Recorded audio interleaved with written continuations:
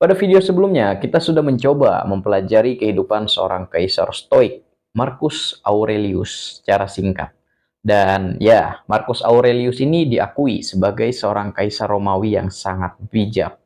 Ini tentunya nggak lepas dari aliran filsafat yang dipelajari oleh Marcus Aurelius, yaitu aliran Stoik atau Stoikisme. Jadi, pada video kali ini, gue Irfan akan membahas tentang apa itu Stoikisme dan bagaimana sejarah awal dari Stoikisme itu sendiri. Jadi, siapkan waktu bersantai kalian, karena kita akan menjelajah lebih jauh dan lebih dalam ke masa lalu.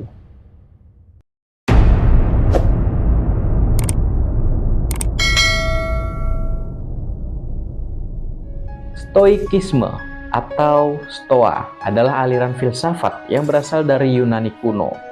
Nah, tujuan utama dari Stoikisme ini adalah untuk mencapai kehidupan yang tenang dan bahagia dengan cara mengendalikan emosi dan menerima keadaan hidup apa adanya. Konsep utama dalam Stoikisme itu memiliki beberapa aspek. Yang pertama adalah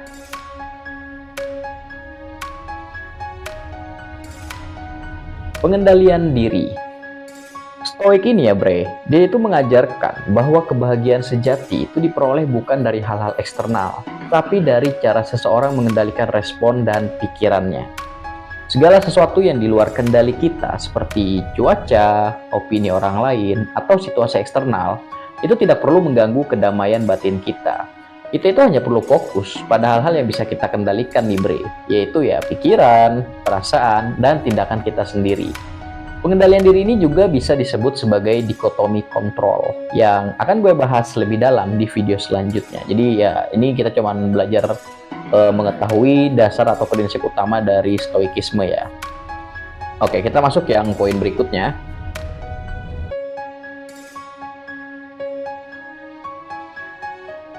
Kebajikan sebagai tujuan utama.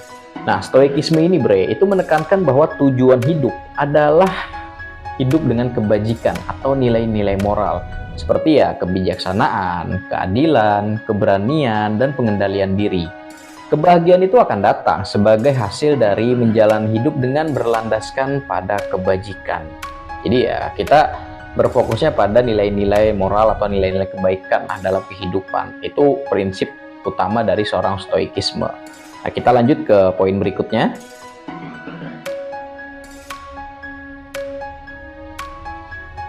Penerimaan terhadap keadaan atau yang disebut dengan amor fati. Nah, prinsip Stoikisme itu mengajarkan bahwa kita harus menerima segala sesuatu yang terjadi dengan lapang dada dan menjadikannya sebagai bagian dari kehidupan yang baik. Bahkan, di dalam penderitaan atau kesulitan sekalipun, seorang Stoik harus berusaha melihatnya sebagai pelajaran atau kesempatan untuk tumbuh. Ini adalah sebuah cara untuk mengubah hal-hal negatif yang terjadi pada kita menjadi hal-hal yang positif.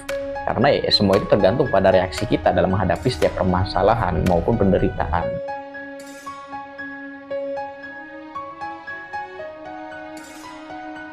Selanjutnya adalah memento mori. Mengingat kematian adalah praktik Stoik yang mengajarkan bahwa kehidupan ini serba terbatas. Sehingga seseorang harus berusaha hidup dengan sepenuh hati, menerima setiap momen dan tidak menyia-nyiakan waktunya. Ini artinya seorang Stoikisme itu benar-benar sadar bahwa umur itu terbatas dan kematian itu adalah sesuatu yang akan pasti dihadapi. Sehingga seorang yang berprinsip atau menganut aliran Stoikisme dalam ilmu filsafat itu cenderung tidak akan membuang-buang waktu untuk hal-hal yang tidak berguna dan akan benar-benar memanfaatkan waktunya sebaik mungkin dengan nilai-nilai kebajikan dan juga moral yang dia yakini.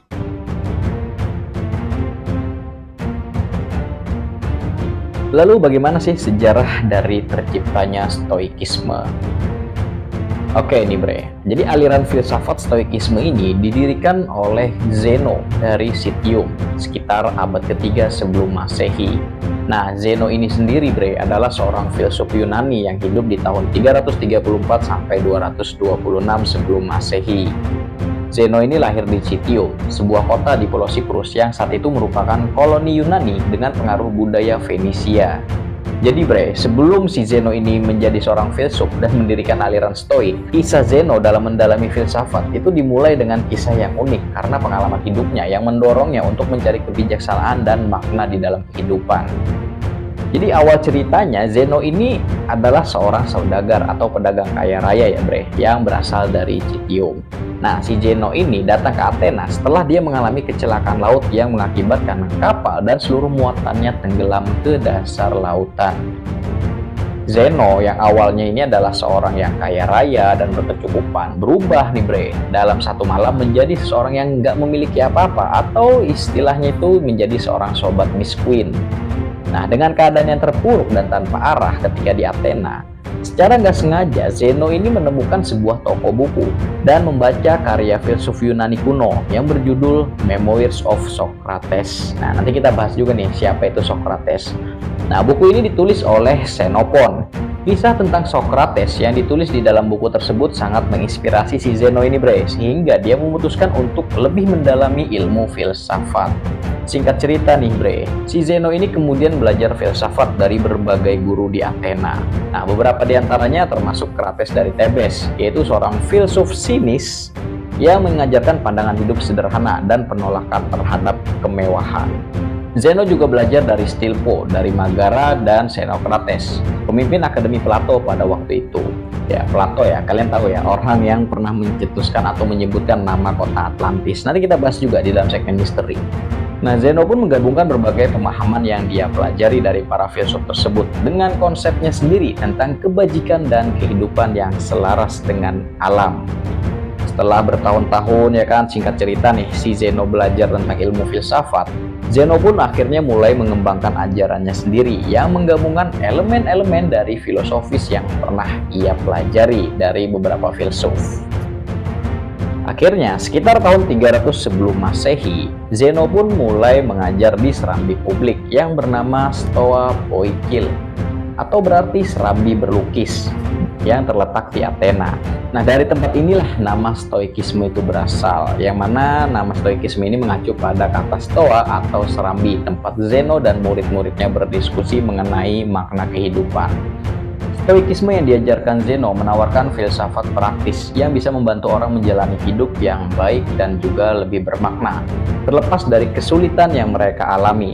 Nah, di dalam ajarannya nih ya bre, Zeno itu mengajarkan pandangannya tentang kehidupan yang berlandaskan kebajikan, pengendalian diri, dan penerimaan terhadap alam. Zeno ini juga menekankan bahwa kebahagiaan itu nggak berasal dari harta benda atau situasi eksternal, tetapi berasal dari kebajikan, kebijaksanaan, dan pengendalian diri. Bagi Zeno, ya hidup yang selaras dengan alam dan rasionalitas adalah cara untuk mencapai kehidupan yang benar-benar bahagia. Nah, setelah kematian Zeno sekitar tahun 262 sebelum Masehi, ajaran filsafat Stoikisme ini pun diteruskan oleh Cleanthes.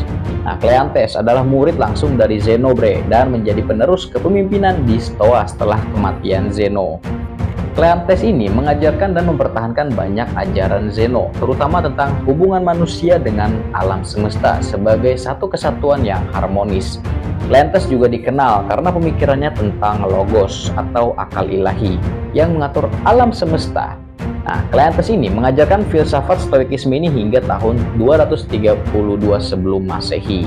Selanjutnya, ajaran filsafat Stoik pun semakin dikembangkan nih oleh muridnya Cleanthes, yaitu yang bernama Chrysippus, yang juga dianggap sebagai tokoh yang sangat penting bre dalam pengembangan Stoikisme di awal. Nah, Chrysippus ini menyusun dan merumuskan sistem ajaran Stoik itu yang lebih lengkap, sehingga ya filsafat ini menjadi kuat dan juga logis. Chrysippus menulis ratusan karya dan mengembangkan ajaran Stoikisme dalam logika, fisika, dan etika yang kelak akan menjadi dasar bagi ajaran-ajaran Stoik yang bertahan hingga zaman Romawi. Nah, Chrysippus ini bre, sering juga disebut sebagai pendiri kedua Stoikisme karena kontribusinya terhadap perkembangan Stoikisme yang begitu besar. Akhirnya pada tahun 185 sebelum Masehi, ajaran Stoikisme ini pun mulai memasuki Roma. Panaetius adalah seorang filsuf Stoik yang membawa Stoikisme ke Roma dan memperkenalkan pemikiran Stoik kepada masyarakat Romawi saat itu. Dia adalah pemimpin Stoa pertengahan atau yang disebut dengan Middle Stoa dan memperhalus ajaran Stoik sehingga lebih relevan bagi masyarakat Romawi dengan mengurangi beberapa aspek keras Stoikisme pada saat Yunani awal. Nah, di Romawi, Panaetius ini memiliki murid bernama Posidonius yang menjadi salah satu pemikir Stoikisme yang paling terkenal pada era Romawi. Dia menyebarkan Stoikisme di kalangan elit Romawi dan banyak berperan dalam menggabungkan elemen Stoikisme dengan ilmu pengetahuan dan pemikiran filsafat lainnya. Sehingga pada akhirnya nih bre, Stoikisme itu dapat terus bertahan dan berkembang di zaman Kekaisaran Romawi. Ya kita tahu lah ya, kalau masalah bicara filsafat, Romawi ini udah kayak jadi pusatnya gitu. Banyak filsuf-filsuf terkenal ya, meskipun gak cuma ada di Romawi, bahkan di negeri-negeri Arab atau di negeri-negeri Eropa itu banyak filsuf-filsuf terkenal ya, bahkan ada yang berasal dari Jerman, Amerika maupun Inggris. Cuman yang kebanyakan yang kita tahu itu rata-rata dari Romawi. Nah, pada akhirnya ajaran Stoik ini terus berkembang hingga menyebar ke khalayak luas. Tokoh-tokoh Romawi yang berperan penting dalam penyebaran dan perkembangan filsafat Stoikisme ini meliputi 3 tokoh. Yang pertama itu adalah Seneca, Epictetus, dan Marcus Aurelius. Mereka bertiga ini memberikan kontribusi yang sangat berarti bagi perkembangan Stoikisme, baik itu dalam bentuk tulisan dan ajaran praktis yang mempengaruhi perkembangan pemikiran Stoik hingga hari ini. Salah satu karya tersebut adalah buku yang berjudul Meditation, yang mana isinya adalah catatan harian dari Marcus Aurelius, yang sebelumnya sedikit kita bahas di dalam video tentang Marcus Aurelius. Nah, untuk ajaran Stoik menurut ketiga tokoh utama ini akan kita bahas ya di video lain ya bre. Cuman untuk video kedepannya gue bakal membahas soal dikotomi kontrol yang menurut gue menjadi akar utama atau pilar utama seorang Stoikisme.